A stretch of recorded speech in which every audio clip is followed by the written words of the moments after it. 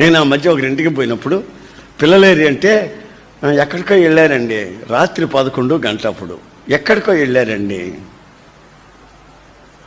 మరి మీ పాప పరీక్షలు అంటే కదా పిల్లవాడిని ప్రార్థన చేస్తానంటే పాప సినిమాకు పోయిందండి. ఎవరితో పోయిందంటే వాళ్ళు సొంతగా పోతారండి, సినిమాలు పోయి తిరిగి వస్తుంటారండి.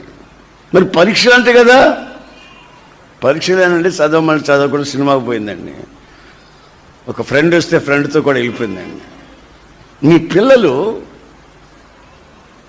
రాజనగరంలో ఉన్నారా, లేక ఛత్రాల చుట్టూ తిరుగుతూ సినిమాల చుట్టూ తిరుగుతూ విచ్చలవిడిగా ప్రవర్తిస్తూ వాళ్ళు ఎప్పుడు వస్తున్నారో ఎప్పుడు పోతున్నారో తెలియని పరిస్థితిగా నీవు నీ పిల్లల్ని పెంచుకుంటున్నావా? అలాగైతే నీ నగరులో క్షేమము ఉండదు, నీ ప్రాకారాల మధ్యలో నెమ్మది ఉండదు.